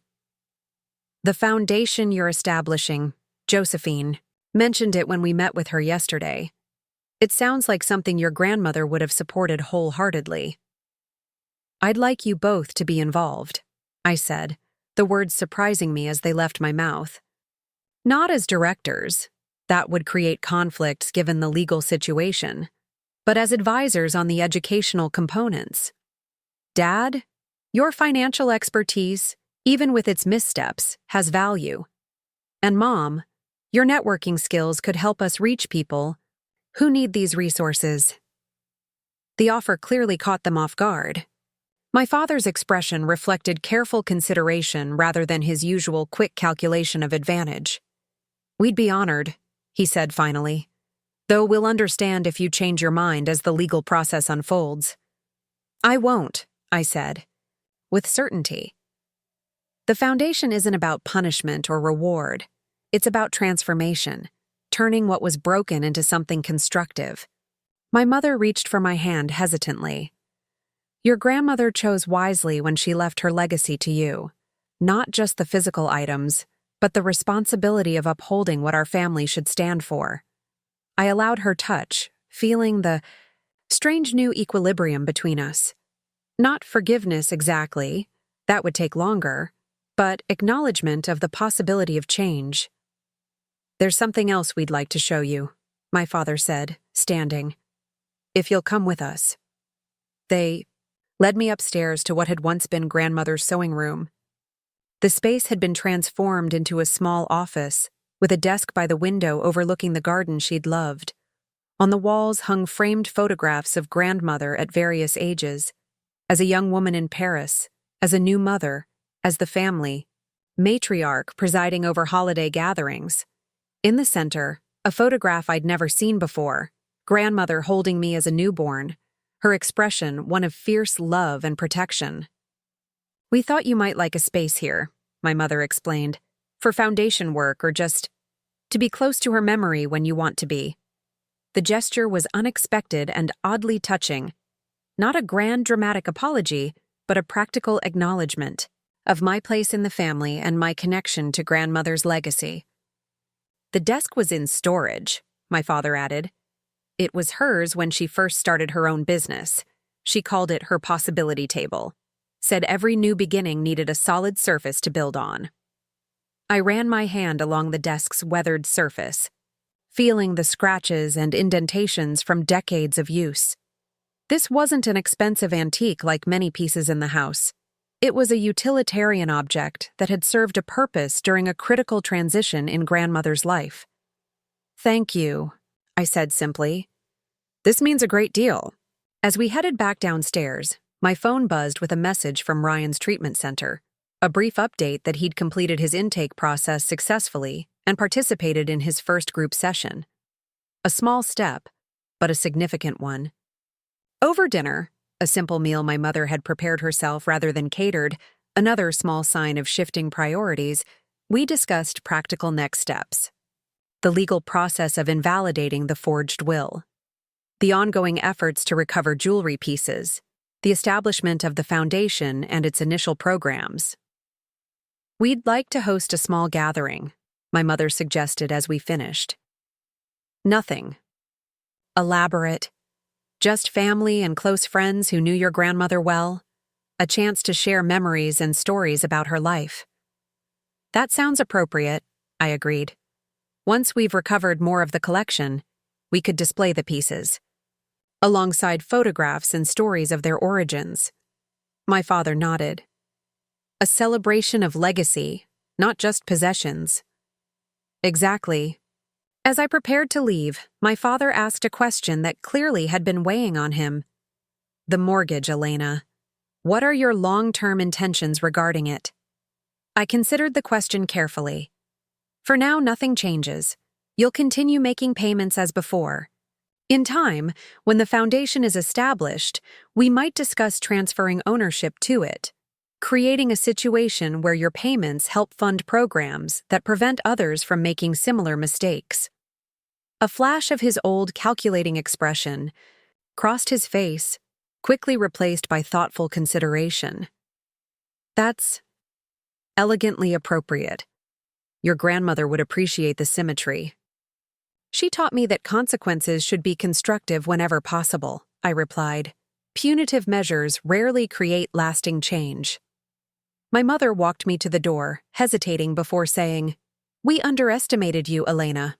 For years we mistook your stability for lack of ambition, your integrity for inflexibility. And now? Now we see what your grandmother always saw, that true strength doesn't announce itself, it simply endures." Driving home through the quiet autumn night, I felt a strange sense of peace descending. not the peace of resolution, too. Much remained unresolved for that, but the peace of right direction, of momentum toward healing rather than further destruction. At a stoplight, I touched the pearl earrings gently, thinking of their journey, from Japan to America, from one generation to another, lost and then found again. Each piece of the collection had its own story of survival and return. Some would remain lost, scattered to winds I couldn't control. But others would find their way home, carrying their histories with them. Like our family itself, I thought as the light turned green. Damaged but not destroyed. Separated but not permanently lost. Finding its way, however imperfectly, back to what mattered most. Grandmother had known all along that the true inheritance wasn't in the jewelry, but in the resilience it represented. Not in what could be sold, but in what could be salvaged. Not in what was taken, but in what we chose to reclaim. 3 months passed with the steady rhythm of seasons changing. Autumn's fiery display gave way to winter's first tentative snowfall, dusting Boston in a quiet blanket of white. I stood at my office window watching fat flakes spiral down, each one unique, yet part of a greater pattern, much like the pieces of grandmother's collection that continued to find their way home. On my desk lay the most recent acquisition, the diamond necklace from Vienna, its stones catching the afternoon light. The international collector who'd purchased it had initially refused to return it, citing the legitimate sale. Then he'd received a package containing photographs of the necklace's original owner, grandmother's mother, wearing it the day before fleeing Austria ahead of advancing forces. A handwritten letter explained how she'd sewn it into the lining of her coat, how it had funded their first year in America before they rebuilt their lives. The collector had called personally, his voice subdued. "Some things transcend ownership," he'd said simply. "This belongs with your family's history, not in my vault." I touched the necklace gently, marveling at how objects could hold such power. Not in their monetary value, but in the stories they carried. We'd recovered nearly 2/3 of the collection now, each piece bringing with it a fragment of our family narrative that might otherwise have been lost. My intercom buzzed, interrupting my thoughts. "Ms. Harrington, your 3 o'clock is here, the Foundation Committee. Send them in, please." The conference room had been prepared with care, documents organized, refreshments arranged, a digital presentation cued on the screen.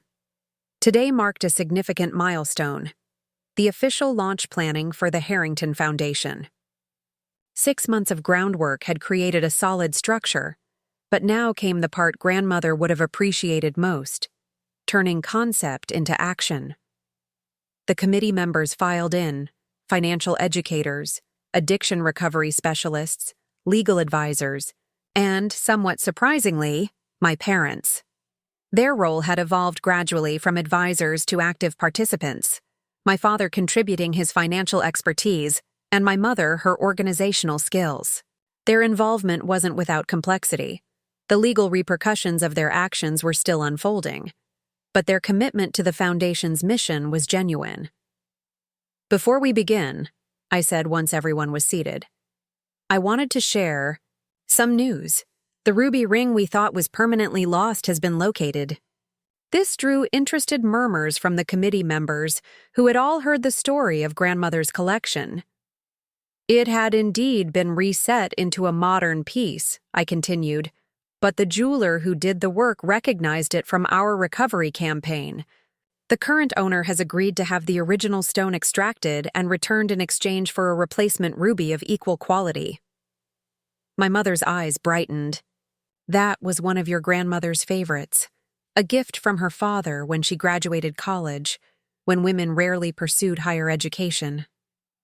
"I remember the story," I nodded. "She said it represented intellectual independence, the ability to think for oneself regardless of convention." "An appropriate symbol for our first initiative," commented Dr. Lewis, our lead educational consultant. "Financial literacy is precisely about intellectual independence, breaking conventional patterns of consumption and debt. The meeting progressed smoothly, each member contributing expertise to our three-pronged approach: preventative education, crisis intervention, and recovery support. The foundation would start small but strategically, focusing first on communities with limited access to financial education and high vulnerability to predatory lending and gambling operations. My father presented the financial structure, the sustainable model that would allow for growth while ensuring our initial endowment remained protected. He spoke with a measured clarity that reminded me of his younger self, before status anxiety had colored his judgment. The beauty of this model, he explained, is that it creates a self-reinforcing cycle. As program participants stabilize financially, they become potential donors and mentors, expanding our reach organically. Exactly the kind of regenerative thinking we need, agreed Ms. Patel, our community outreach coordinator. Success begets success, creating role models within communities that often lack them. The energy in the room was palpable, the particular vibrancy that comes from people united in meaningful purpose. I felt grandmother's presence almost tangibly, as if she were sitting at the table with us, nodding approval at this transformation of loss into legacy. As the meeting concluded, committee members gathered their materials and began filing out, conversations continuing in animated clusters. My parents remained behind, my father reorganizing presentation materials with meticulous care. "That went well," my mother said, her tone measured but hopeful. "The curriculum development is further along than I expected." "Dr. Lewis has been exceptional," I agreed. Her experience with multi-generational financial patterns gave us a foundation we'd have taken months to develop ourselves. My father closed his portfolio deliberately. "Elena, there's something we'd like to discuss with you, about Ryan." My attention sharpened. "Is everything all right? Has something happened?" "Nothing bad," my mother assured me quickly. "Quite the opposite. He's completed the initial program and is transitioning to outpatient treatment. His counselor says his progress has been remarkable." "That's wonderful news," I said, genuine relief washing through me. The weekly updates from the treatment center had been positive but cautious, noting the long road ahead. "He's asked if he can become involved with the foundation," my father continued. "Not in a financial capacity, of course, but perhaps in the recovery support division, speaking to others about his experience." I considered this carefully. Ryan's recovery was still new, his stability untested beyond the structured environment of the treatment center. "What does his counselor say about this idea?" "That it could be beneficial for his continued recovery to give back," my mother replied, "but that it should be introduced gradually, with proper boundaries and supervision." "I'd need to speak with him directly," I said, "and with his counselor. This isn't a decision to make lightly." My father nodded. "Of course. We just wanted to raise the possibility. He's different now. More grounded. More like the boy he was before the gambling took hold." The note of cautious hope in his voice resonated with my own feelings. The weekly phone calls with Ryan had revealed gradual but significant shifts: increased accountability, diminished defensiveness, flashes of his old warmth without the desperate charm that had often accompanied it. "I'll drive out to see him this weekend," I decided. "Assess for myself where he's at with recovery."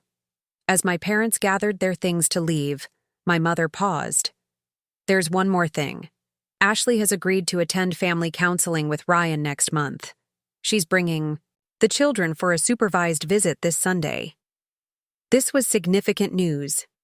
Ashley had maintained careful distance throughout Ryan's treatment, protecting their children from false hopes while allowing for the possibility of reconciliation.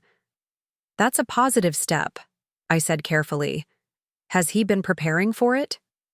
"Working with his counselor extensively," my father confirmed.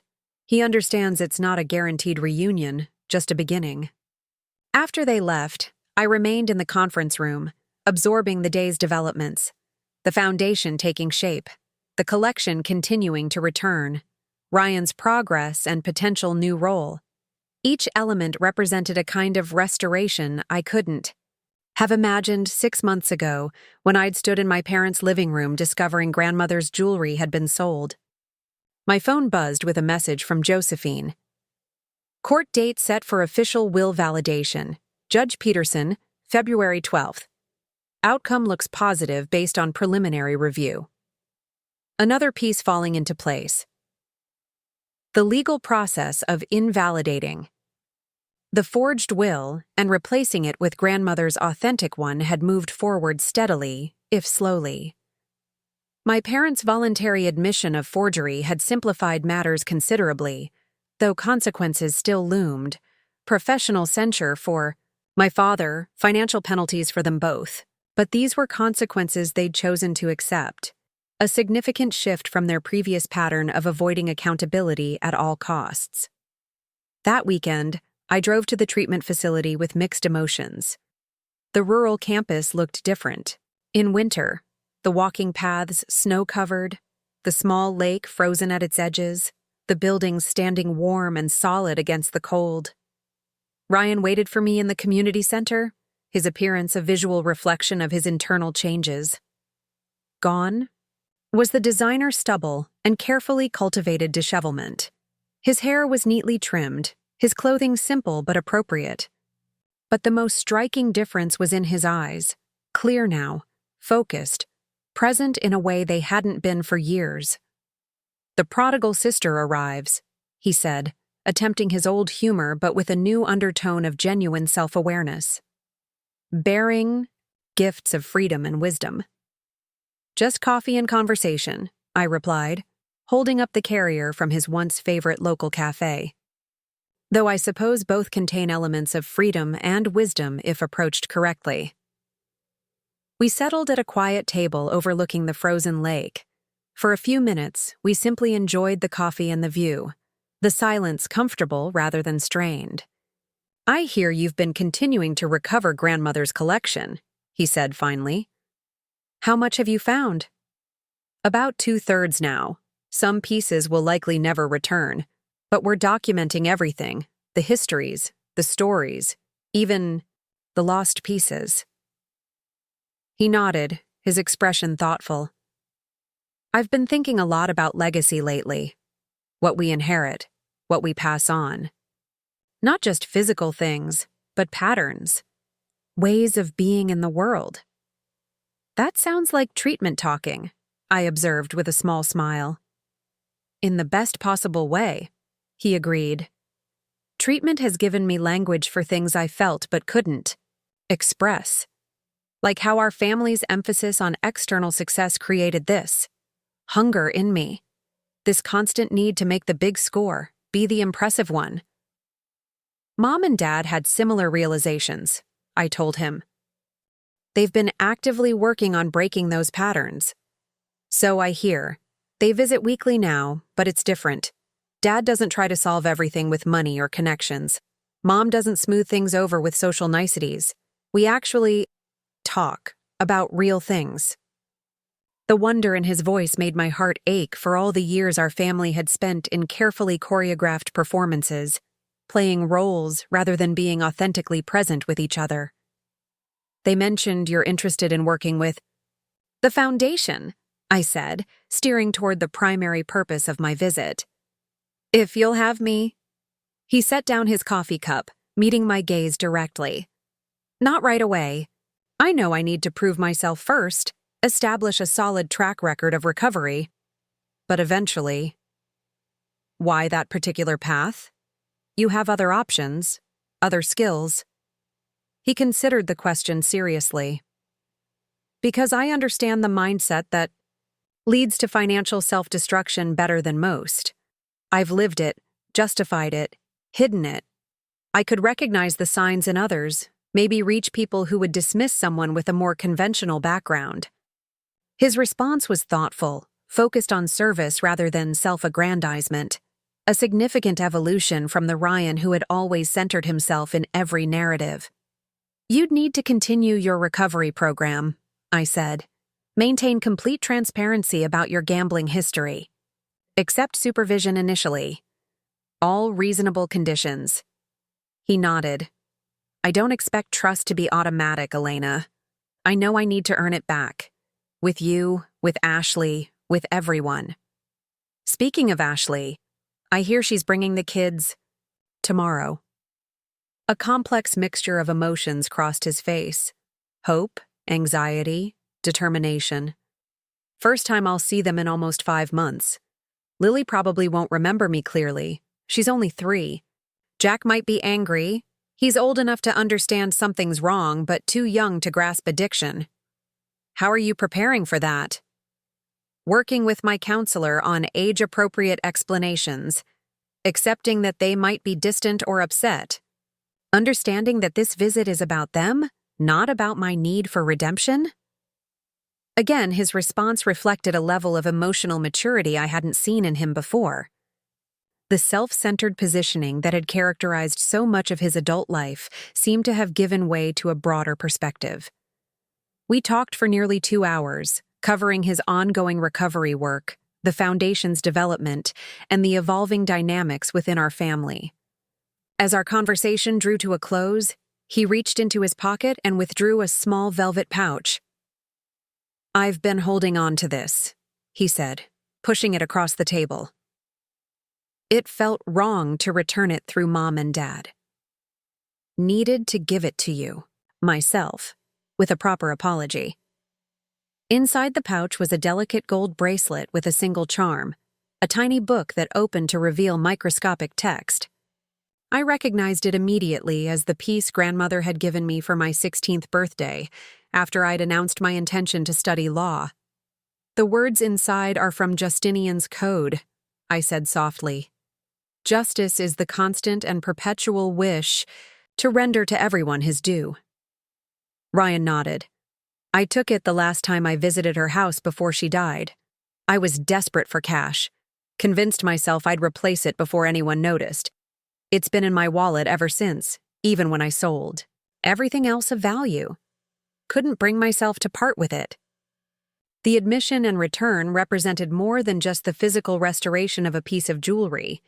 It was symbolic of a deeper restitution, an acknowledgement of harm, and a concrete step toward repair. Thank you, I said simply, fastening the bracelet around my wrist. This means a great deal. It's a start, he replied. Just a start. As I drove back to Boston that evening, snow beginning to fall again in gentle waves, I reflected on the day's conversation. Ryan's transformation wasn't complete. Recovery never really is, but it was genuine. The foundation he was building seemed solid, constructed of hard-won insights and daily choices rather than grand gestures or empty promises. My apartment welcomed me with quiet warmth, the space having evolved over recent months to accommodate the growing collection. A custom-built display cabinet now housed the recovered pieces, each one accompanied by a small card detailing its history and significance. Not a museum of wealth, but a living archive of family resilience.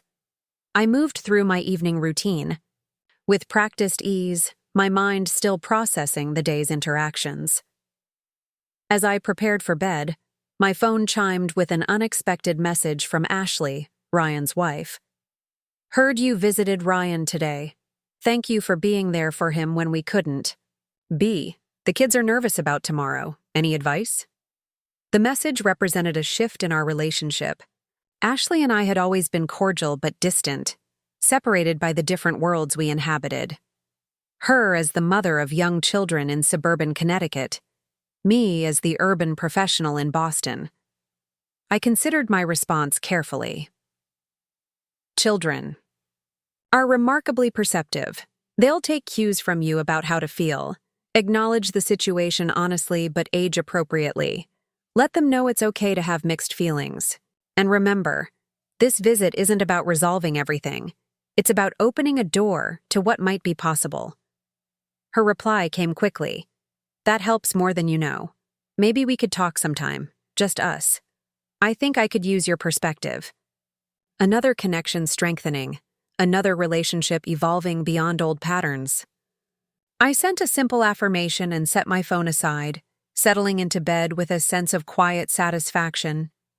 The weeks that followed brought a cascade of developments. The foundation officially launched with a small ceremony attended by financial educators, recovery specialists, and community leaders. My parents participated with appropriate restraint, their legal situation still unfolding, but their commitment to the mission evident. The court validated grandmother's authentic will, officially, recognizing me as the rightful heir to her jewelry collection. Judge Peterson had been particularly moved by the video testimony, commenting that Marguerite Harrington's foresight in documenting her wishes so thoroughly should serve as an example to others. Ryan completed his residential treatment program and transitioned to intensive outpatient care, maintaining his sobriety with the support of daily meetings and regular check-ins with his counselor. His first supervised visit with his children had gone well enough that a second was scheduled, this time at Ashley's parents' home, a small but significant step toward potential family reunification. And then came an unexpected development. A call from an art dealer in Chicago who had stumbled across a painting in a private collection that sparked his interest. It appears to be a portrait of a woman named Marguerite Harrington, he explained. The collector mentioned purchasing it from an estate sale in Massachusetts last year. Given your family's efforts to recover heirlooms, I thought you should know. The painting arrived the following week, carefully packaged and insured. As I unwrapped it in my living room, breath caught in my throat. There was grandmother, perhaps 30 years old, seated in what appeared to be her first office. Behind her desk hung a small but exquisite painting of mountains, the very landscape that had first alerted me to the art substitution scheme. What struck me most was her expression, not the formal pose typical of commissioned portraits, but something more authentic. She was captured mid-thought, her eyes bright with intelligence, a slight smile suggesting she knew something the viewer didn't. One hand rested on an open ledger, the other held a pen poised to write. On her wrist gleamed a gold bracelet identically to the one Ryan had returned to me. The artist had captured not just her likeness but her essence, the quiet determination, the strategic mind, the capacity for seeing beyond immediate circumstances to longer horizons. This was grandmother as she truly was, not as convention dictated. She should be portrayed. I hung the painting in my home office, positioned so it would be the first thing I saw each morning, a daily reminder of the legacy I was working to honor, not just through preserving physical objects, but through advancing her values in the world. The Foundation's initial programs launched with promising early results. The financial literacy curriculum designed for high school students received enthusiastic feedback from both teachers and participants. The gambling addiction intervention hotline logged more calls than anticipated, suggesting we'd identified a genuine need in communities with limited resources. Ryan began volunteering with the Foundation in a limited capacity, speaking to small groups about his experience with addiction and recovery. His testimony carried particular weight coming from someone who had experienced both privilege and its misuse. Watching him connect with young people at risk of following similar destructive paths, I saw yet another dimension of restoration, the transformation of painful experience into preventative wisdom. My parents continued their own journey of accountability and amends. My father's professional censure had been finalized, a formal reprimand and financial penalties rather than disbarment, given his voluntary disclosure and cooperation. The experience had humbled him visibly, stripping away the facade of infallibility he'd maintained for decades. My mother focused her energy on organizing the family gathering she'd proposed months earlier, not the elaborate social event it might once have been, but a meaningful commemoration of grandmother's legacy. The invitation specified no gifts, requesting instead that attendees bring a written memory of Marguerite to contribute to a family archive. The gathering was held at my parents' home on what would have been grandmother's birthday. The house had continued its transformation, the ostentatious updates gradually replaced with original furnishings or thoughtful new pieces that honored the home's history. The brass lion knocker had returned to the front door, the garden statue of St. Francis reinstalled in its rightful place. Inside, the recovered jewelry collection was displayed alongside photographs, letters, and artifacts documenting our family's journey through generations. Not a showcase of wealth, but a testament to resilience, the ability to lose everything and rebuild, to face adversity and emerge stronger, to acknowledge mistakes and chart new courses. Guests moved through the display at their own pace, adding written memories to the growing collection. Former colleagues recalled grandmother's business acumen and ethical standards. Neighbors shared stories of her quiet generosity during difficult times. Friends spoke of her unwavering loyalty and candid counsel. As the afternoon progressed, the atmosphere shifted from commemoration to celebration, not just of grandmother's life, but of the values she'd embodied and the legacy that continued through those she'd influenced. Near the end of the gathering, my father called for everyone's attention. Standing beside the portrait I'd brought from my apartment for the occasion, he spoke with uncharacteristic emotional openness. Marguerite Harrington was many things to many people: businesswoman, friend, neighbor, matriarch. To me, she was, first, a mother-in-law who intimidated me terribly, he acknowledged with a self-deprecating smile that drew knowing laughter. Later, a mentor who tried to teach me that true success isn't measured in acquisitions, but in impact. He gestured to the display of jewelry. These pieces represent more than monetary value. They embody stories of survival, of new beginnings, of priorities properly ordered. For a time, I lost sight of that. We almost lost these treasures permanently because I valued the wrong things. My mother moved to stand beside him, her hand finding his in a gesture of solidarity. But Marguerite, in her wisdom, created safeguards, not just for the physical items, but for the values they represent. She entrusted her true legacy to Elena, who has honored that trust beyond measure. All eyes turned to me, standing quietly, near the back of the room. I felt a momentary impulse to deflect the attention, to minimize my role as I'd often done throughout my life. Instead, I stepped forward, the sapphire pendant at my throat and the gold bracelet on my wrist catching the afternoon light. Grandmother once told me that inheritance isn't about receiving, it's about becoming a worthy vessel for what's been entrusted to you, I said. Not just possessions, but principles. Not just assets, but aspirations.